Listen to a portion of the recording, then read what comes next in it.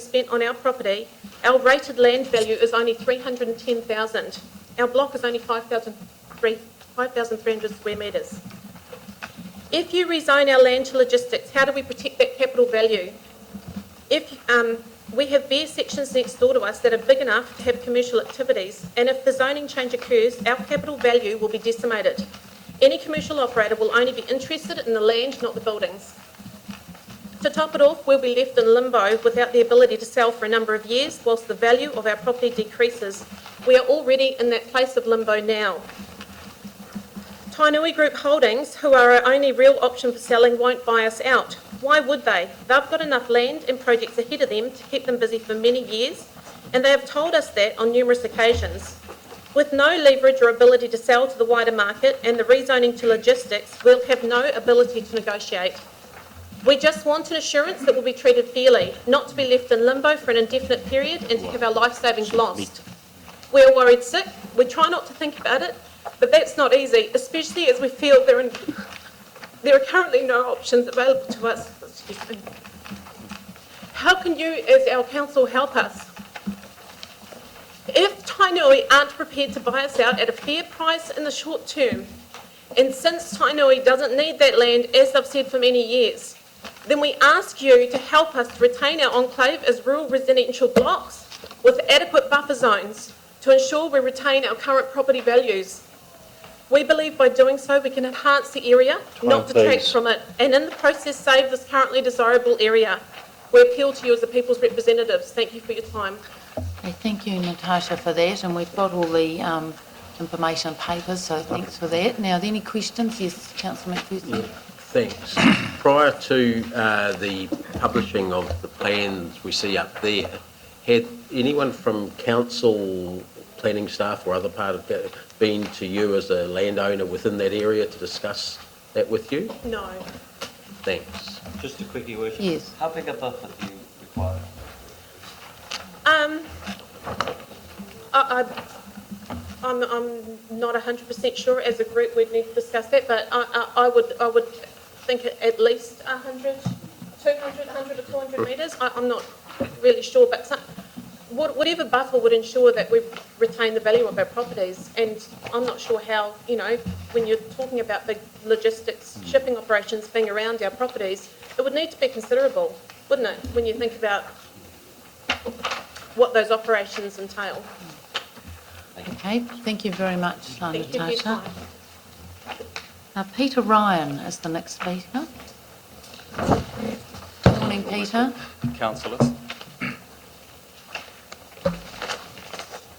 I think Natasha has very cogently and succinctly put forward the case for most of us in this area. We find ourselves in an enclave of nice, small lifestyle blocks, which is surrounded at the moment by nice big farmland areas, and yet we are extremely close to the universities, to the schools, and to the central city in general. I have two particular concerns. One is personal, but the other is more the concern for the city itself. The first relates to the siting of the inland port where it is and its proximity to the university.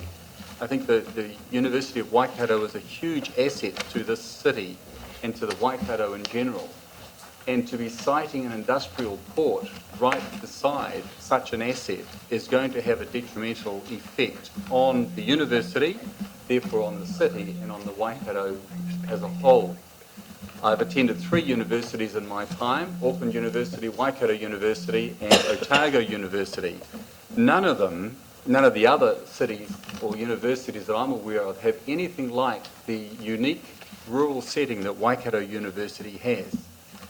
Although it's bordered on 2 sides by residences, it's also bordered on 2 sides by rural land. And for students to come out from class and to be biking or walking or driving home and being able to look over the rural landscape is a huge advantage. If you compare that, say, to Auckland University, where you're walking down through Wellesley Street and Queen Street and heading towards Ponsonby or Grey Lynn or wherever you might be living. And so I'm concerned that the siting of the inland port is going to have a very big detrimental effect on the university.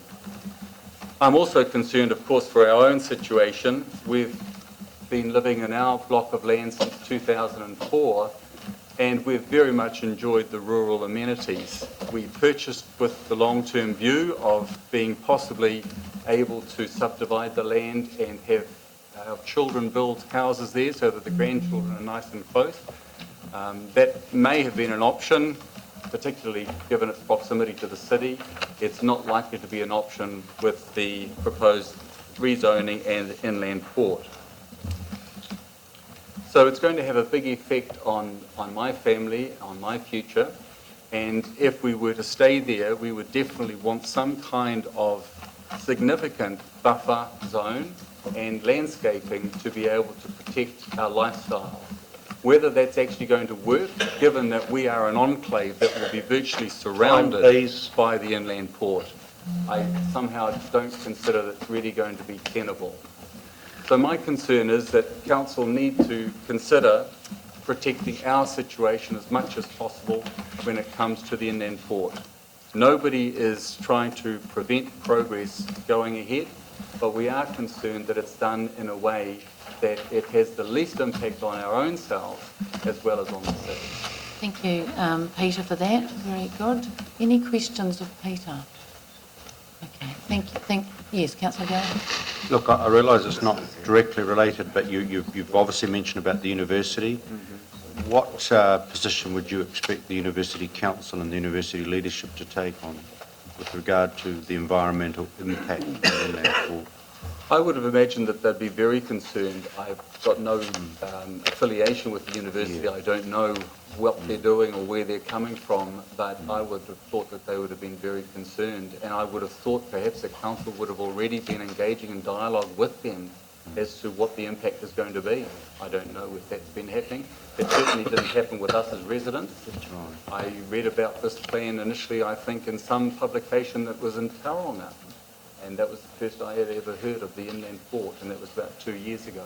So I don't know what the university's position Okay. is. Thank you, Peter. Just so that you know, there has been a lot of engagement with the university, just so that you're clear on that. Okay, thank you very much. Thank you. The next speaker is Karen Young. Good morning, Karen. Good morning, Your Worship. Good morning, Councillors. My name's Karen and this is my husband Dave. We'd like to take this opportunity to share with you some of our concerns regarding the proposed Ruakura inland port. We purchased our property at 4 Brighton Grove and subsequently built our family home there. Our decision to find this location was based on the lifestyle it offered and proximity to the CBD. The last 6 years we have enjoyed living in this quiet rural setting. We never imagined in our wildest dreams that zoning could be changed to logistics and we would end up surrounded by a land port. We're not opposed to progress and believe that the port will provide substantial economic and employment benefits for Hamilton. However, we do have concerns regarding the impact on our current lifestyle and the value of our property. Personally, I'm confused as to whether or not there are future plans for our land to be integrated as part of the port project. In some presentations we've seen it appears to just be included and others it's not. If it is, then I think it's time for someone to step up to the plate and honestly declare their intentions with us. This would be far more conducive than keeping us in the dark, which only leads to unnecessary speculation. If not, then I see no reason for the Percival-Ryburn Road area zoning to be changed to logistic, as I believe this will have a detrimental effect on our property values. It also leaves us with no protection as to what will be built next door or across the road should the current owners decide to sell their land. Various parties have expressed that the inland port will go ahead, so this being the case, as ratepayers, we'll be relying on you as council to make sure that all the appropriate restrictions are enforced during the planning and consent process. This will be crucial to us to reduce the impact on all the neighbouring residents as much as possible. We've worked hard to raise our kids and freehold our property, which is the biggest investment that we have. And now's the time we should be able to kick back and enjoy what we've achieved. But due to the current circumstances, it's becoming stressful.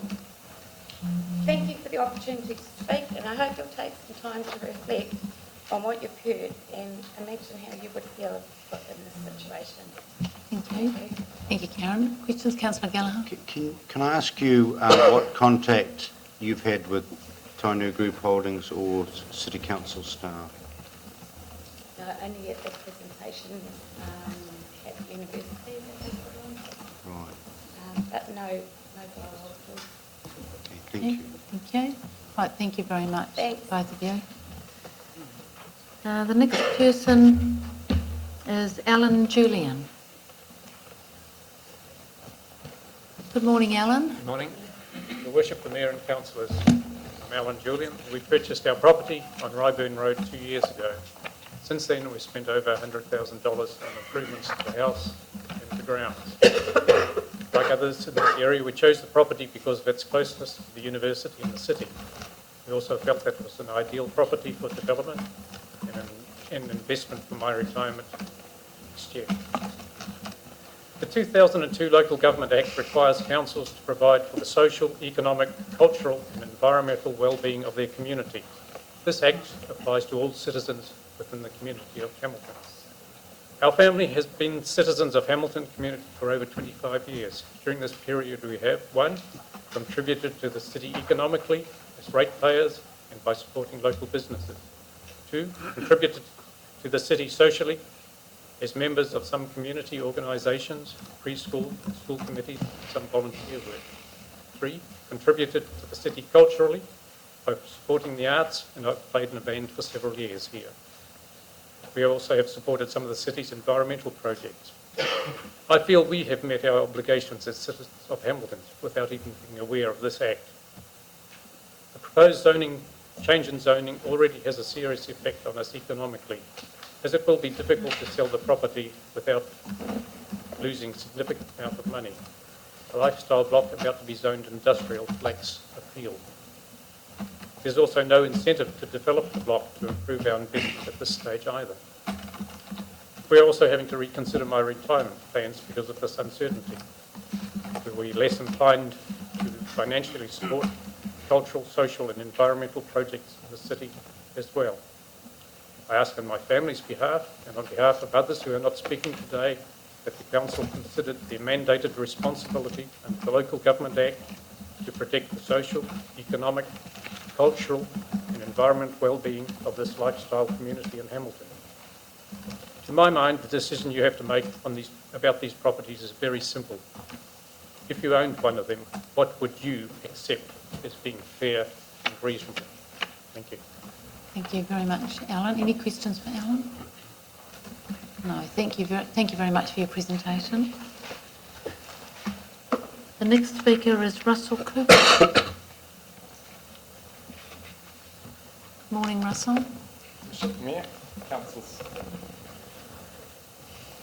Firstly, my apologies for the lack of eye contact.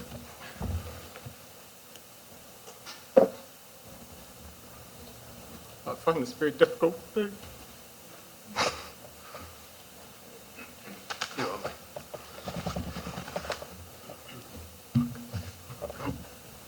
Would you like someone I'll else? speak You- briefly, if Your Worship. Councillors, my name is Derek Masters. Kia ora. I live at Percival Road, and some of these pictures that you have in front of you, my wife put together, I would like you to view these as I'm speaking. I bought in the area 4 years ago and came in from Taufari, so have lived rurally for 18 years. Built a house with my wife and 5 children, 3 of them are with us today, and a significant sort of cost at home, bringing our children, one for the schooling zone, university in the future, and for business that we're involved with. And we're not opposed to progress. We've made this very clear. I think all of us have made this very clear. I'm a Hamiltonian, born and bred. I've been brought up around the Hillcrest area. My parents still encompass the university where they live today. But I don't believe there's any other resident in this logistic zone that will be as affected as us with this logistics around us. And my main concerns rely around, 1, the speed of which these decisions have been made without any consultation with us as a major stakeholder. We are yellow, that's huge. It's about a quarter of this logistics zone, near on a fifth to a quarter of it. The height restrictions of up to 25 metre stacks of containers, that's 10 containers, 35 metre lighting towers, 20 metre buildings. The noise that will be associated with loading and unloading of containers and freight and what have you is huge. Operational hours of 24/7, access for our children and ourselves to the city and Hillcrest. And obviously, we talk about the values diminishing of our properties, and I don't think we're looking at those sorts of pictures. You could realise that obviously that's going to have a huge impact on us. I've already had real estates engaged to come out and give me appraisals on my property, and with the current, obviously they should do it anyway, but with real estate laws the way they stand about notifying potential purchasers of any warning signs, that is going to diminish my property. I don't think, there is no way you could sort of value that loss. So basically looking for solutions, and that's what we are here to do. That one, TGH and the Hamilton City Council may relocate us inside that zone somewhere. I don't know, we could work together on it. There has been no dialogue so far. Let's start. Retain, secondly, and the only other option I sort of see is that we retain our country living, access to Silverdale and the school and the CBD, with a significant, and I mean a really significant buffer zone, and those pictures would indicate how significant they have to be. And I have spoken to representatives of TGH, and they have acknowledged to me that they don't need our land. Well, now, if that is the case, that they do not need our land, we've seen multiple slides and presentations of us not being indicated. They can clearly work around us. You have heard from a few of us today. There's one more speaker, and we speak for the majority, and we are united. There's only a few of us here. A lot more would like the opportunity to speak. We don't have time, obviously. And just in closing, we're talking about future-proofing, which I'm hearing over and over again. And yes, we all want the best for the city. There's no doubt about that. But we want future-proofing as well. For my future, I think that's fair and reasonable. And I just think it's only a draft proposal. That's all it is right now, a draft. And changes can be made to accommodate us. So I request your help with this. There isn't, in my view, there is no one else we can call on for the solution. Thank you. Thank you, Derek. Now, I'm just wondering, Russell, did you want to add your bit now? Okay, you just work through what you want to say as much as you want to say, okay? Okay. So I'm Russell Cooper, descendant of Robert Cooper, father of William, who married our people's queen, the late Dame Fina Cooper. It is ironic that I'm here before you today, given that great uncle Wiremu and Auntie Fina were strong advocates in land ownership and land rights in the 1940s and 50s. Some of their principles were to create unity among our people. This is something Tainui fought for. And yet, Tainui Group Holdings are using it against us. My location is unique, not a part of the countryside living zone on the north side of the East Coast main trunk line. I'm on the other side of the railway line, ex-Waikato District Council rural zone. We'll be among the first of the privately owned titles affected by the proposed Ruakura Logistics Zone Stage 1 development. Adversely, this means I'll be unduly affected, having to relocate my business of 18 years. My first concern, being forced to relocate my business in this economic climate, possibly without any compensation. If my business was to fail, it would leave me and my 2 staff without employment, and I'd lose the lifestyle and home occupation to which I've become accustomed and worked on building for the last 14 years. Another concern would be the lack of respect and the manner to which the process Tainui Group Holdings has chosen to deal with this. Dialogue this far has shown that Tainui Group Holdings have no intention on any moral settlement. and they would not follow any of the precedents set under the Public Works Act.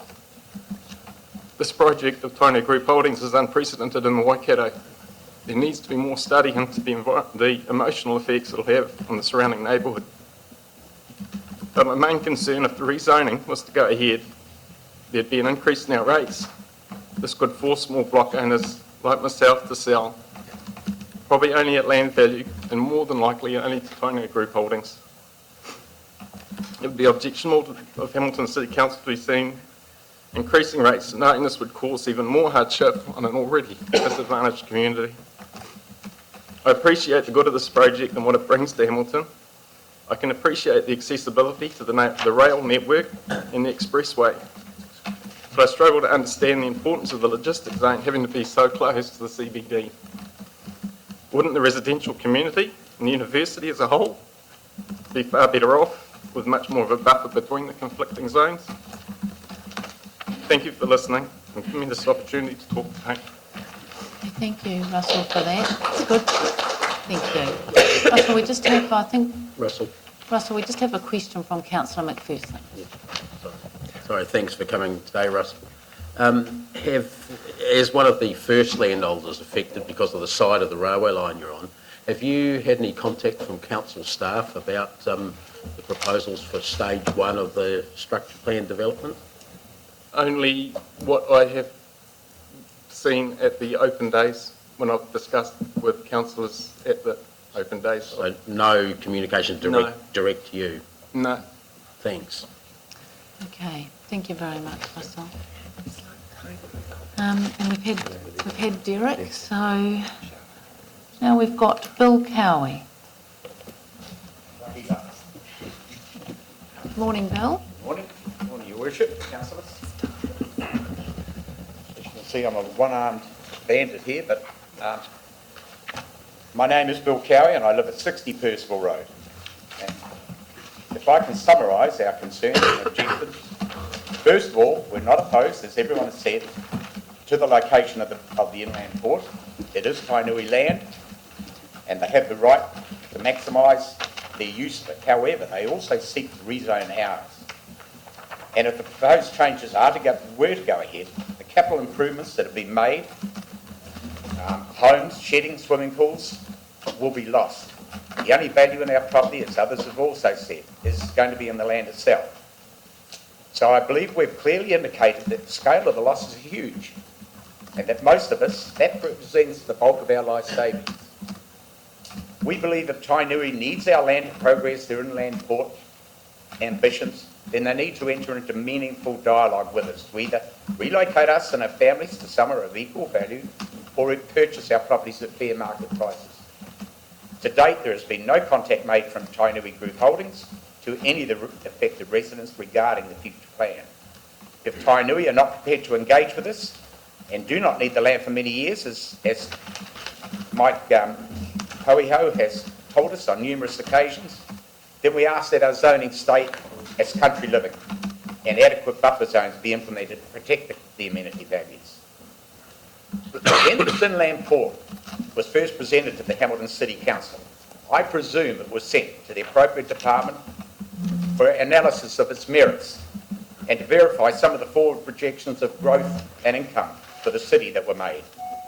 We believe that it was at that early stage, it should have been noted and drawn to Council's attention that there are a significant number of residents on private land within that structure plan that were going to be severely impacted by the zone changes that Tainui saw. You, all you councillors and the Mayor, you've got a copy of the rest of what I would like to say, but I'd like the rest of the time just to speak from the heart. Mm-hmm. This is not a hard thing to rectify. It's not a hard ask. This thing has happened so quickly, it's taken us all by surprise, and we're all struggling to come to terms with the enormity of what's occurring and could occur to us. But I do believe, with a little bit of goodwill from all parties and a bit of effort, that it can be rectified. A year ago, just over a year ago, we were in Waikato District Council jurisdiction, raising our families on rural lifestyle plans. within a year, we've not only been rushed into the city, but we now find ourselves in the middle of one of the biggest projects that have been undertaken in the North Island, especially in the Waikato. And so it's not the right place for us. We need to be relocated. It is not the right place to try and rear children in the middle of an industrial port. So we believe we need to be relocated into somewhere or bought out. And we believe it can be achieved, but we ask your help in doing so. Okay, thank you, Bill, for that. And just any questions? Yes, Councillor Gallagher? Yes, correspondence to me, and I think you've circulated this, and you didn't get time to say this, but I'm going to read this. I refer to Section 5, Paragraph B of the minutes of the meeting that Council approved, which now gives the developer industrial rights they previously didn't have. This also affects our properties and now makes the hurdle of retaining our existing zoning much higher. We therefore believe that in doing this, you have prejudiced our existing rights and have not taken into account your duty of care to all citizens and not just a select few. So I assume that you want us obviously to follow that particular point up with staff in terms of the assurances this council got from staff from the city solicitor. Yes. Thank you. Thank you. Right, yes, Councillor Mahot. Bill, thank you. Just a couple of points of clarification. You say you have not met with Tainui, No. but you've met... Only at the open days. Yeah, but you've met with Mike Corio many times. Only at the open days. Okay. Yes. So when you're talking about Tainui, are you referring to Tainui Group Holdings? Tainui Group Holdings. Okay, so the two are not one and the same because he's the CEO. I'm just wanting clarification. So he doesn't represent Tainui Group Holdings in your mind? Yes, he does. He represents Tainui Group Holdings in my mind. But you say you haven't met with Tainui. I'm just not quite clear what you're saying. Sorry, Are you meaning with Tainui Group Holdings, are you? You mean Tainui, the tribe, or Tainui? No, Tainui Group Holdings. Group Holdings. I mean, they're the ones that are pushing this plan. They're the ones that have been at all the open days, and the only contact that we've had with Tainui is when we've approached the chief executive on those days. Yeah. And no, certainly the Tainui, the tribe, has got nothing to No, do with that's it. fine. I just wanted clarity on what you were meaning. Thank you. Thank you. Okay, thank you very much, Bill, for that. And we do have your other information as well. Thank you. Right, we have two other speakers, and these are on different matters. We've got Edwina Carlson. Is she here, Edwina?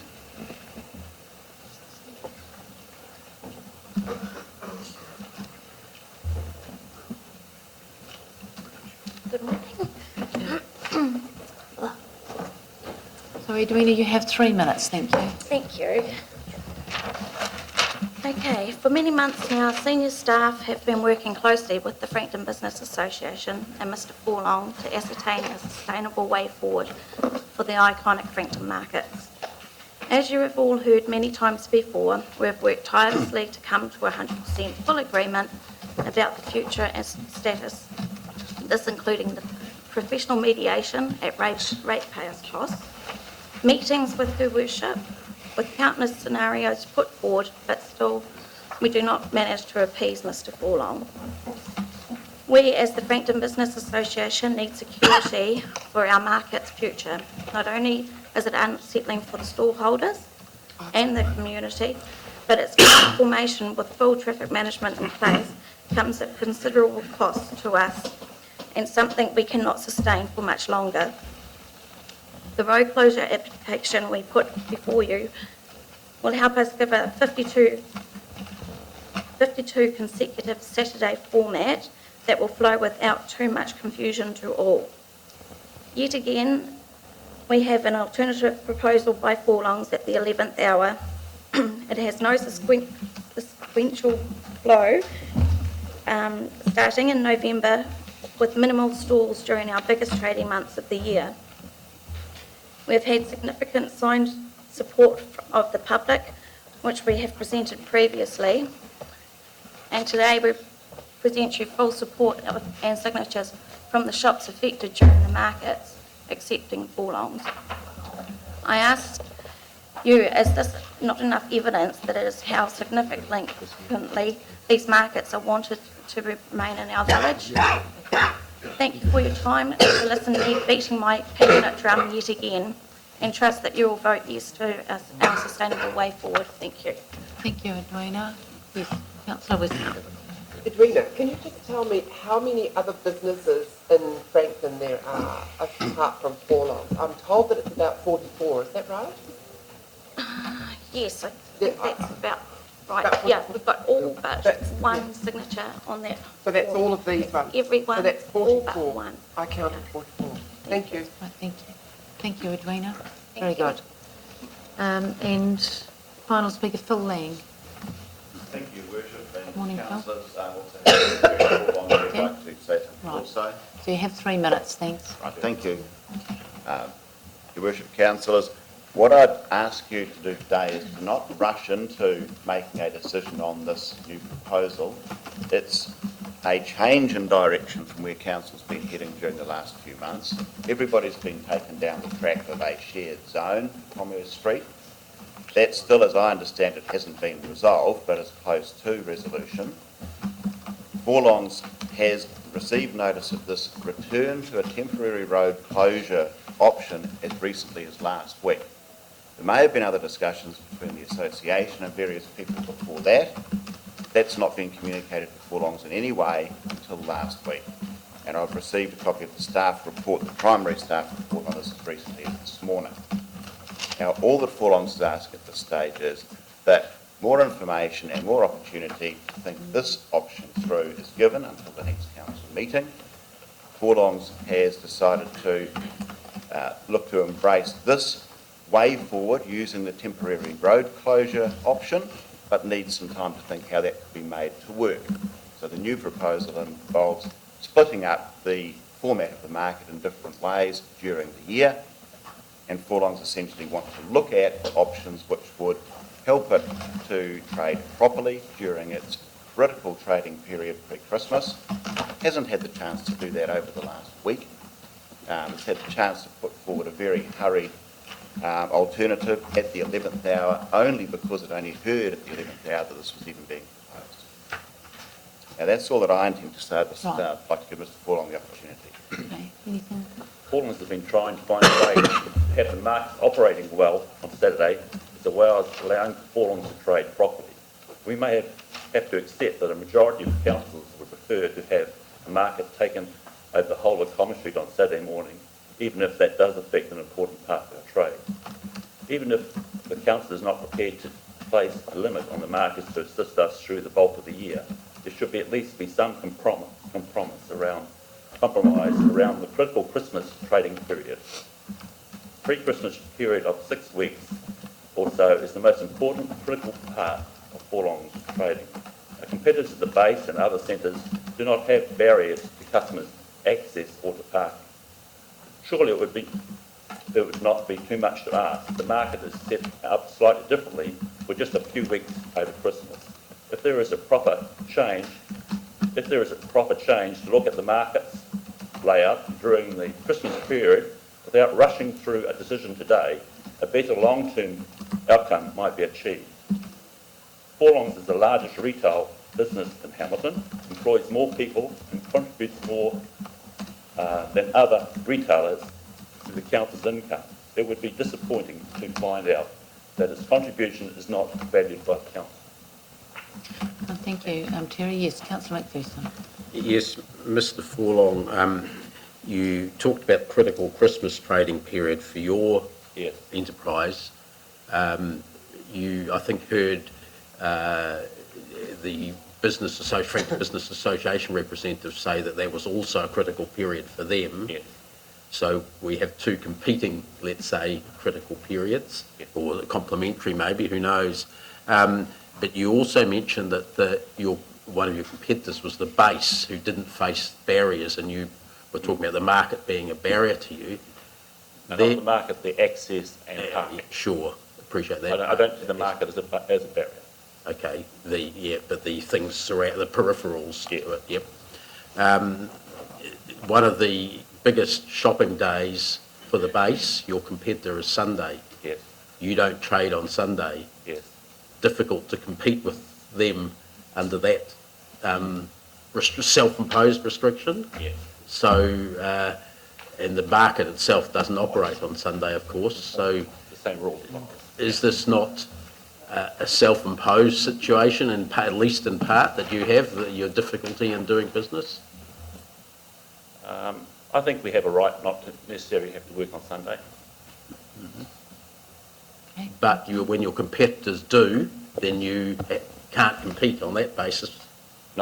We're not complaining about them working on, being open on Sunday, but we're happy that we lose that business. It's our choice, we accept that. But we would like to have the Saturday market. Okay, thank you. Councillor Westphal. Mr. Furlong, good morning. Can you just tell me, I know that you don't trade on Sundays, but what Yes. about public holidays like Queen's Birthday and Labor Day? You don't trade on those public holidays either. Okay.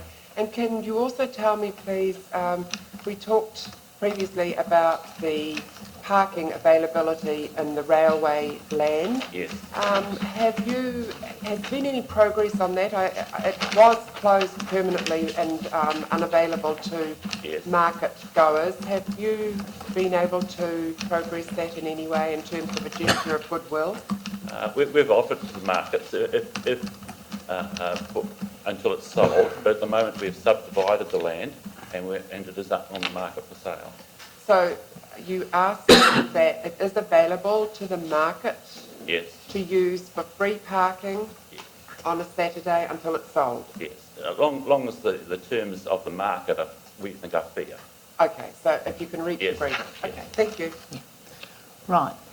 Okay, Your Worship, there's one other point that I was going to make earlier, that Forlongs is not looking to close the markets in the pre-Christmas period at all, but simply to have an option available which would leave the footpath and the car parking outside of the Forlong store, and only that part of the footpath and car parking available. That's all that it's asking for during that critical period. It is not looking to change the market days or anything of that sort during that critical period. All right, thank you very much for coming along.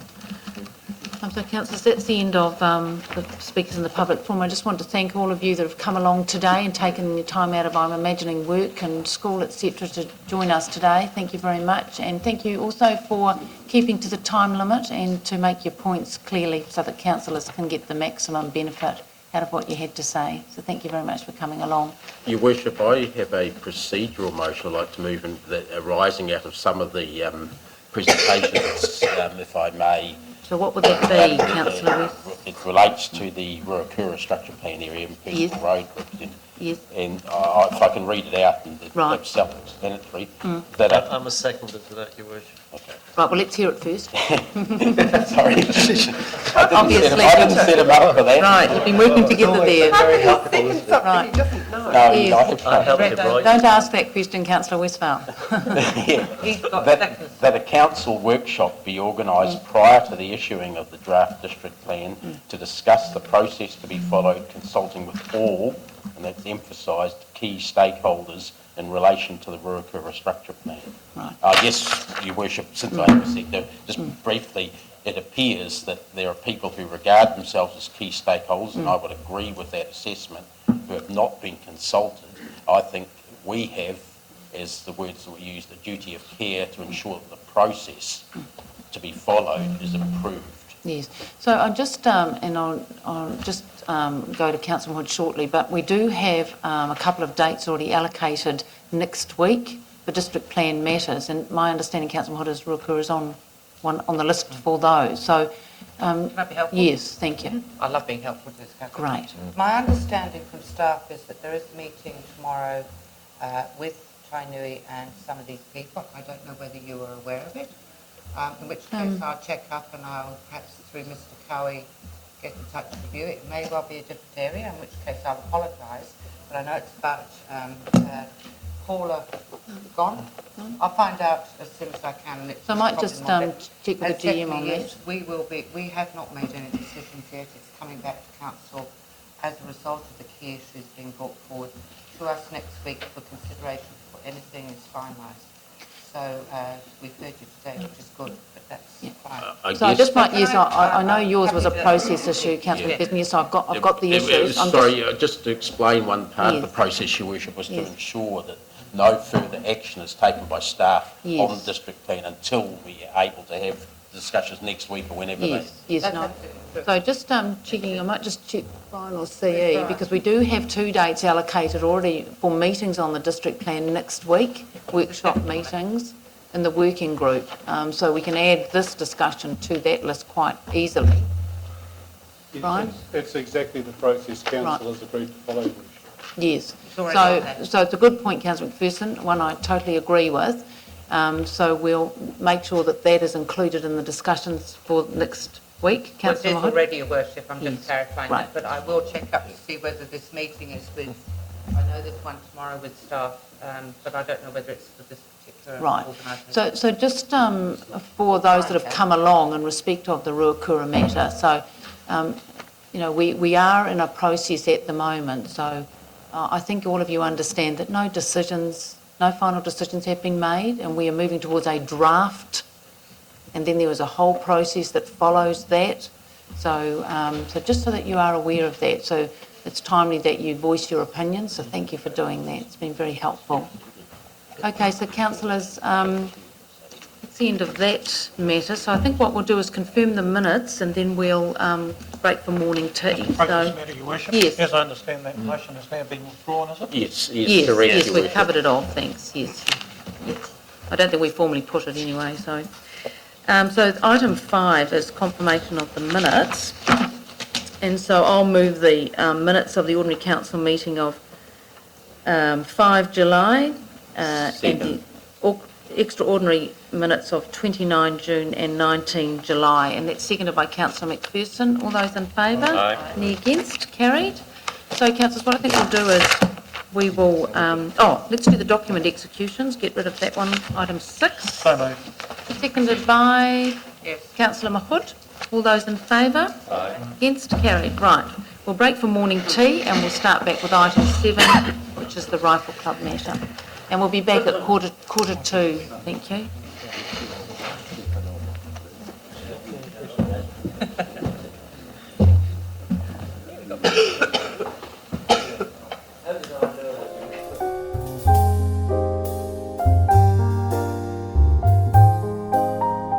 Community Organisation deed lease policy, and this is due to come back to council by the strategy and research team on August the 29th and October the 4th. So the reason that we're suggesting a year extension is because there's some key documents that need to come back in front of council for their consideration. It's just the issue, and thank you for taking me out there the other day, and obviously one of the issues we discussed and was raised this morning around the club being able to upgrade, refurbished premise, but they can't do that if they don't have sort of certainty, and that's understood. But I'm a little bit worried that we sort of would say in 3 months' time, oops, we've now discovered you have to go. I'm not suggesting that, but I'm just hypothetically, and there's no sort of compensation involved. So it's just that bit about, I think their worry is that they're on the sort of 6 months' notice and could be told that they have to go. I probably assume it's very hypothetical, but yeah. Councillor Gow, I think, just to clarify, I think the point was raised in the public forum about the current terms of the lease, which seems to include some things that are now not going to be included. So I think that's the response we're looking for. Thank you. They talked about compensation and us assisting them to move. Is this new lease proposing not to include those conditions? If I can, through you, the Mayor, the new lease has not been approved by council yet, so we would need to continue with the existing lease for this 12-month extension. Once that's come back through council, then that's the new lease we would be using. So if you're looking at rolling over the existing lease for 12 months, what's the current situation in terms of, just hypothetically, say because of, say, the road or whatever, we had to ask them to move, around the issue of compensation and alternative property? We would need to look for alternative sites for this club within the Hamilton City network. But they didn't understand that. Yeah, so I think for clarification, councillors, this is a proposed to roll out the existing terms, which speaks to the points that were raised in the public forum about the club and their concern about those being continued. And what the staff are saying to us, we're due to receive back, and remember, have a workshop on all of these arrangements coming up in a couple of workshops' time. Just to be helpful, I hope I'm being helpful as I always try to be, the lessee is just 12B seems a contradiction of the current arrangement. So really, in terms of your recommendation, right, what I'm trying to work through is a recommendation that we can put to council that obviously rolls it over for 12 months, acknowledges existing rights. Hopefully within 12 months we've got certainty, then the club can plan from there. So it just seems to me some wording may need to be changed there. Yeah, actually, I think Councillor Gallagher probably raises a good point, because listening to you, Sally, what you're proposing by number 12 might be better worded as a rollover of the existing terms and conditions for a period of 1 year. That's essentially what you are asking us to do. And what it then allows us to do is bring that amended policy back for council to consider, which actually changes that sort of condition for new leases going forward. Councillor McPherson? Yes, Your Worship. I've got a couple of concerns, though my main one's being allayed, which is that the rollover rather than the new lease, because the way it reads at the moment, you're quite right, is wrong, because it would seem that, you know, normal reading of this would say it's the new lease conditions, unless it has the word rollover somehow in there. But secondly, what I would ask staff to do is when they, in the leases in this particular area, because of the situation with the ring road going through in the future, I believe that they should be looking at our LTP and working out the years in which part or all of that and might be needed, and then factoring that in specifically into these leases as to terms and conditions, something to do with that. The other thing I'd like to say is that maybe foreshadow that I don't know that I'm in favour of removing in the new lease when it comes back, so I'm just sort of saying ahead of time any responsibility on us to help them find another place, or any lessee in this situation. I prefer generally speaking, maybe not every part of the current lease conditions, because I think these clubs basically do a service for the city and help make it a good place for people to live. And if every time the city needs to